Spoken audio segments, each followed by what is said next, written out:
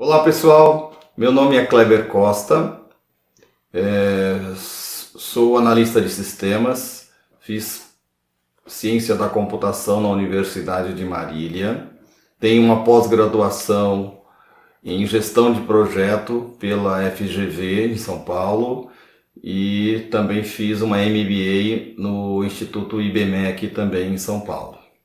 Tá?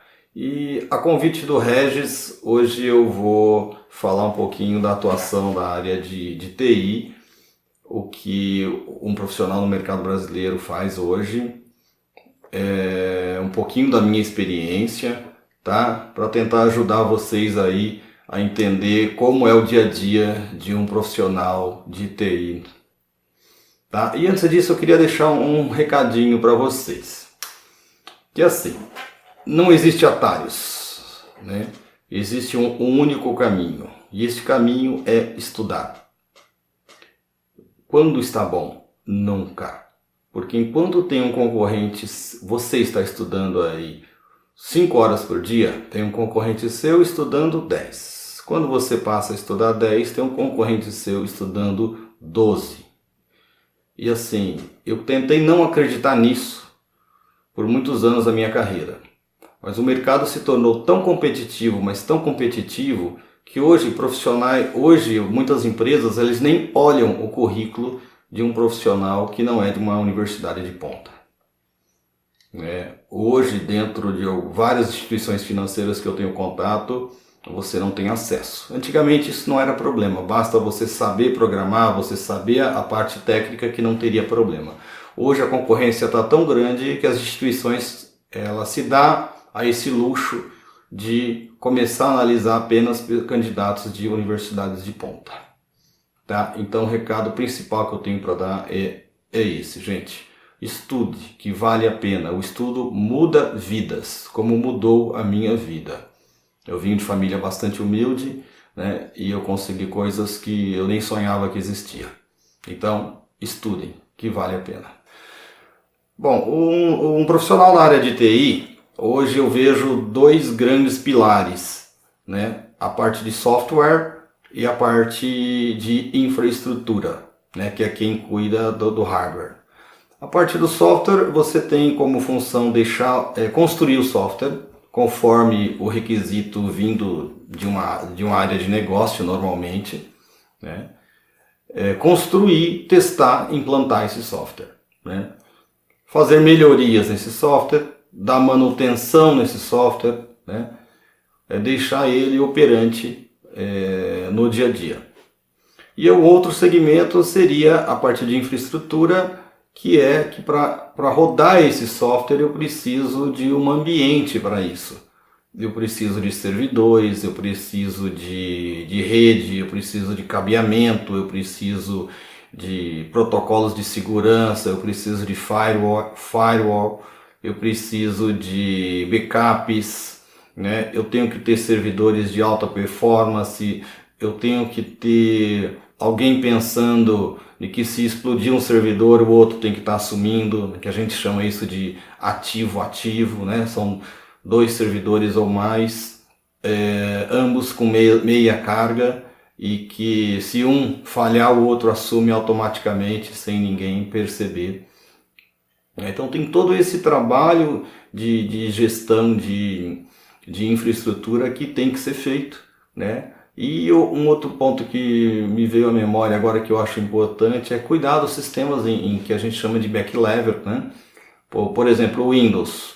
O Windows ele passou por várias versões, né? Então você imagina em uma instituição financeira com mais de 100 mil terminais, eu tenho que migrar uma versão do Windows para outra porque a Microsoft não dá mais manutenção, ela não dá mais suporte para a gente. Então eu tenho que migrar. Ah, mas é só instalar um e desinstalar o outro. Não, os softwares que estão rodando lá têm que ser compatíveis. E nem sempre a Microsoft garante isso. E quem tem que garantir isso é os nossos desenvolvedores. Então, às vezes, uma migração dessa demora anos dentro de uma instituição grande, né? Então, tem todo esse trabalho em conjunto, tanto do pessoal de infraestrutura quanto do pessoal de que cuida de software, né? Hoje, basicamente, eu cuido de projetos de software, né? Então, eu recebo o requisito do cliente, monto as equipes, né? Que eu tenho que ter um analista de projetos, eu tenho que ter um analista de infraestrutura, eu tenho que ter um analista de software, eu tenho que ter um engenheiro, e esses profissionais se reúnem, né? Que vão compor um custo e um prazo para essa determinada necessidade do cliente. E eu faço a gestão desse time. O profissional da área de TI, eu acho que é o cara que nunca vai ficar sem emprego, porque ele hoje, assim, nosso mundo hoje não existe sem tecnologia, né? Tudo é para ter tecnologia, então, e isso gera uma demanda muito grande de manutenção, de construções de novos mercados, né? Então, hoje as maiores empresas do mundo hoje são de tecnologia, né? Investe bilhões e bilhões, e a tecnologia, eu acho que ela tem um caminho ainda muito longo a ser perseguido, né? E hoje, com inteligência artificial, ela está entrando muito forte hoje no mercado. Então, assim, eu acho que é um mercado em constante ascensão. É um mercado que eu não conheço ninguém desempregado que tem uma boa formação de TI, um bom conhecimento, né? Nem que seja técnico ou de gestão, né? Eu acho que é um emprego que sempre tem, né? Eu acho que o mercado está em plena ascensão. Olha, um profissional de TI, eu acho que é uma das carreiras que eles já começam a partir com bons salários, né? Hoje, na minha área, eu não consigo contratar um profissional hoje com menos de R$ 5.500 de início, um júnior, né? Isso eu falo de uma grande instituição.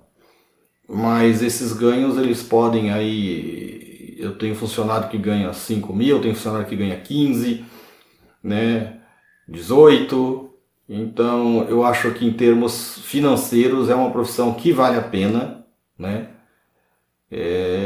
E o que eu sempre falo, o importante não é o que você ganha, e sim o que você faz com aquilo que você ganha, tá? Mas é uma profissão que eu acho que vale a pena em termos financeiros. Principal vantagem dessa profissão, eu vejo que a questão salarial, como eu citei anteriormente, né, que o salário de início de carreira hoje de um profissional de TI, às vezes é muito maior do que o salário topo de outras profissões, né? E a questão quais são as minhas maiores alegrias? Eu acho muito prazeroso, né, você conseguir visualizar aquilo que você fez. Vou dar alguns exemplos. Quando você vai tirar um dinheiro no caixa eletrônico e você percebe um software de biometria ou um software que aparece as notinhas lá, que você consegue escolher a nota, aquilo que você fez. Então isso me dá muita satisfação. Quando você vê uma propaganda na televisão de uma abertura de conta, de um parcelamento de fatura, que você participou, que você perdeu horas de sono, que você passou a madrugada para implantar, que você foi lá testar, isso eu acho que é muito gratificante. Você vê a coisa acontecer, você vê o fruto do seu trabalho ajudar milhares, facilitar o dia de milhares e milhares de pessoas. Hoje você não precisa ir numa agência nem para abrir uma conta corrente.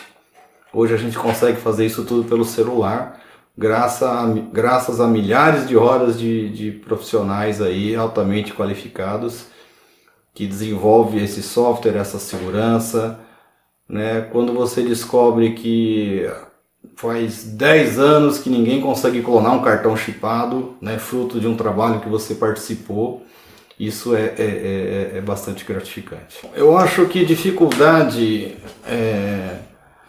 como em todas as profissões, é de você fazer um bom trabalho, né? De você conseguir fazer aquilo que foi acordado, né? Porque numa instituição muito grande, os movimentos são lentos, né? Então, eu acho que o negociar é fundamental, né? O criar parcerias é fundamental. E eu acho que o mais difícil é você convencer as pessoas daquilo que você tem que ser feito, daquilo que tem que ser feito, porque cada um tem a sua prioridade, né? Esse eu acho que é o maior desafio, né? Você equilibrar custo-qualidade, né? Porque às vezes você precisa trocar todos os terminais sei lá, de 10 mil agências, né? Isso financeiramente é inviável, mas para o software seria excelente ter uma máquina mais performática. Então você tem que aliar isso, né? Você tem que ser performático dentro do equipamento que você tem, né? Você criar mecanismos de construção, mecanismo de renderizações assim que gere um menor esforço da máquina, né? É você equilibrar isso. Isso é uma das maiores dificuldades, né? E quando você lida com sistemas assim de volumes financeiros muito grandes, né? Eu tenho, por exemplo, eu fui responsável por um sistema que passava 2 bilhões de reais das 9 da manhã às 5 horas da tarde. Você imagina isso parado 30 segundos, 1 segundo. São TEDs de milhões e milhões que ficavam paradas lá. E às vezes o nosso cliente perdia o negócio porque não efetivou o pagamento. Então, a pressão disso em cima de sistemas de alta performance, sistemas financeiros, ela é muito forte, né? Então, eu acho que esse é o maior desafio, que isso às vezes a gente paga com fim de semana, com madrugadas, né? Porque se o sistema parou, nós não temos tempo, às vezes, para esperar a segunda-feira, para esperar o outro dia, porque a agência vai abrir no outro dia e o cliente tem que conseguir fazer a operação que ele deseja. Então isso eu acho que é o maior desafio. Bom, a faculdade ela faz um apanhado geral aí das matérias, né? Mas basicamente aí eu tenho muita matéria de exatas, tá? Matemática, cálculo 1, cálculo 2, né? Português, inglês, eu acho que tudo é importante, né? Às vezes os profissionais de TI reclamam um pouco de que, mas para que eu estou estudando isso, sendo que eu quero ser um cara técnico, né? Mesmo um cara técnico, ele tem que saber se comunicar, ele tem que saber escrever, ele tem que saber falar, posicionar os projetos dele, posicionar o trabalho que ele está executando. Então eu acho que as matérias estão lá, não é à toa, né? Então eu acho que todas são válidas, né? As pessoas têm ainda assim, que eu gosto mais da matéria, né? Eu gosto mais de banco de dados, porque eu quero ser um profissional Oracle, eu quero tirar uma certificação Oracle. Assim, balela. Você tem que estudar todas as matérias, porque conhecimento hoje, dentro da nossa área, é moeda de troca, né? Então, quando você está numa reunião que surge um assunto, né, você consegue se posicionar de forma mais adequada, contribuir mais com o conhecimento, né, que você tem com a empresa, né, argumentar melhor, fundamentar as suas decisões, os seus caminhos. Então, assim, não existe matéria não importante dentro da sua faculdade. Você tem que estudar e conhecer todas. Quanto mais conhecimento você tiver, mais poder você tem na mão. Hoje, conhecimento é poder. Então, eu não vou explicar matéria a matéria para vocês, acho que tem muita coisa, né? Mas o recado, acho que mais importante é: conhecimento é poder. Então, conheça o máximo que vocês puderem. Quais matérias são mais importantes? Todas. Simplesmente todas, né? Mas eu não vou usar isso na minha profissão. Mas para você ter acesso à sua profissão, você tem que conhecer todas as matérias, né? E às vezes meio ponto te tira de uma vaga de uma grande faculdade. Então assim, mas aquela que eu tenho mais dificuldade, não é que eu gosto mais. Eu escuto muito isso. Não é que você gosta mais ou menos. Aquela que você sabe menos, você fala que você não gosta. Então, assim, vamos ser inteligente. A matéria que eu menos sei é aquela que eu mais tenho que estudar. E normalmente se faz ao contrário, né? porque eu vou correr o rio aonde é mais suave, né? Isso não é diferencial competitivo. Diferencial competitivo é quem pega as suas fraquezas e investe, e estuda e aprende, né? Então, não existe matéria mais importante ou menos importante. Eu tenho um exemplo bem rápido que eu vou falar. Eu dei aula de matemática no estado já para primeiro e terceiro colegial à noite. E um servente de pedreiro uma vez me perguntou para que ele ia usar teorema de Bhaskara dentro da profissão dele. Eu falei, eu vou te explicar. Se você quebra a perna, né, é engessado, depois de 30 dias tira o gesso. Você vai conseguir subir no andaime, você conseguir executar seu trabalho? Ele falou, não. Eu falei, por quê? Então, a perna ficou atrofiada, ficou muito tempo sem movimento, né, sem exercício, e você não consegue executar a sua profissão. A escola é mais ou menos a mesma coisa. Você tem um músculo na sua cabeça chamado cérebro, e ele precisa de exercício. Talvez você nunca vá usar teorema de Bhaskara, talvez você nunca vai usar quem descobriu o Brasil, quem descobriu a América, teorema de Pitágoras na sua vida, mas ele está exercitando o seu cérebro. Para amanhã, o seu patrão mandar você fazer 10 metros de piso, você está fazendo 5, né? Você está fazendo 20, na verdade, e ganhando por 5. É para isso que serve a escola, exercitar o seu cérebro. Ele falou, mas por que você não me disse antes? Eu falei, bom, você me perguntou agora. E nisso a minha aula mudou, né? As pessoas começaram a não mais sair da aula, que eu sempre falava, quem está afim de crescer, fica na sala de aula. Quem não está afim, eu faço a chamada, dou a presença e pode se retirar. E desse dia em diante a minha sala ficou lotada. Olha, eu acho que o que não se aprende em nenhuma universidade e é o que eu aprecio dentro de um profissional é uma palavrinha mágica chamada comprometimento. Eu prefiro 10 vezes trabalhar com uma pessoa comprometida do que um gênio descomprometido. Então eu acho que tudo que você for fazer na sua vida, que se você tem isso na sua frente, ser uma pessoa comprometida, isso não significa você fazer a sua tarefa a qualquer preço, não, porque sozinho você não consegue fazer nada, né? Acho que só um miojo você faz sozinho, porque o resto você precisa sempre de uma equipe. Então você precisa, numa grande empresa, você precisa criar parcerias. Cada projeto que você faz, você cria parcerias que quando você precisar, as pessoas vão te ajudar.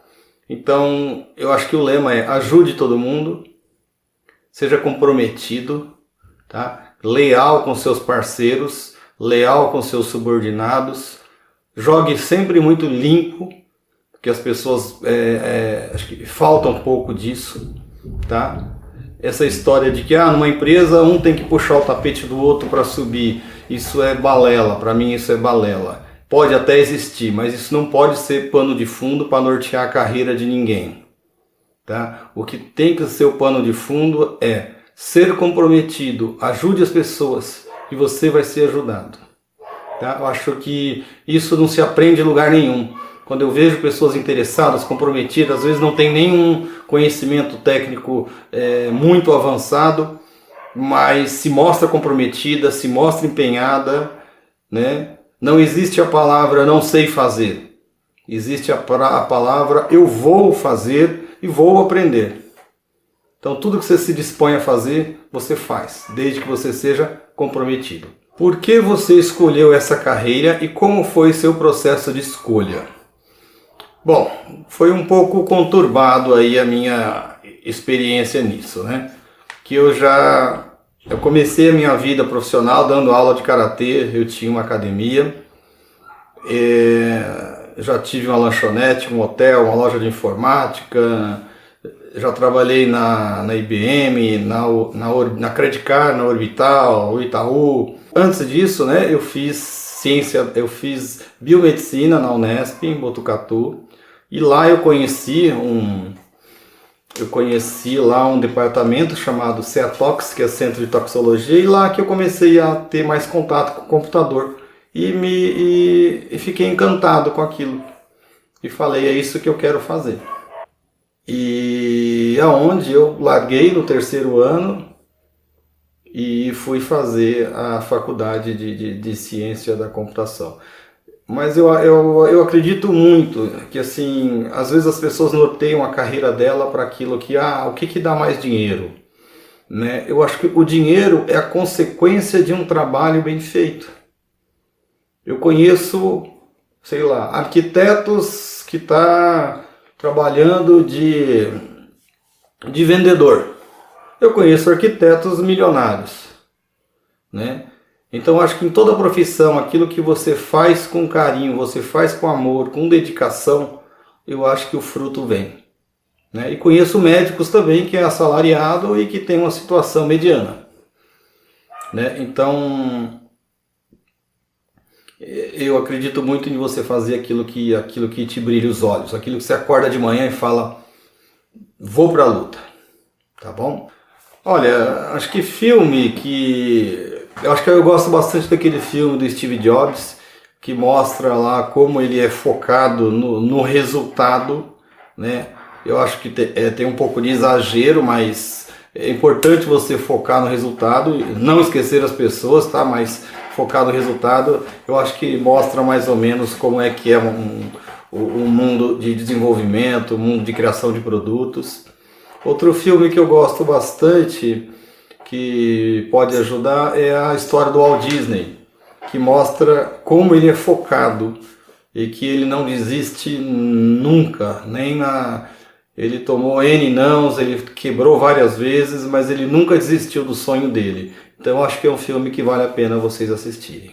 Bom, pessoal, chegou ao fim da minha entrevista. Eu queria agradecer ao Regis pela oportunidade.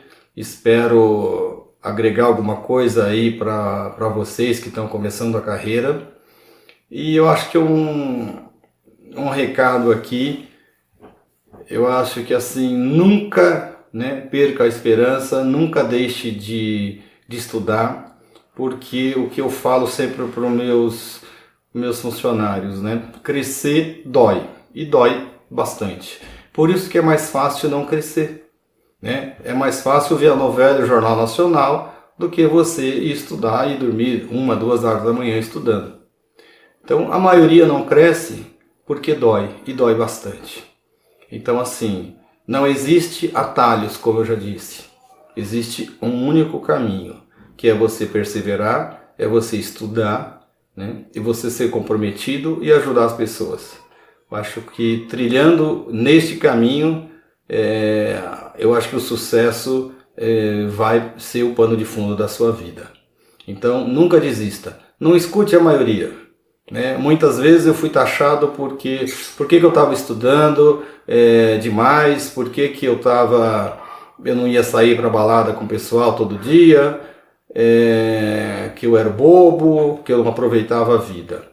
Hoje eu vejo as pessoas que aproveitavam tanto a vida assim. Eu acho que o bom senso, você tem que estudar, tem que se divertir.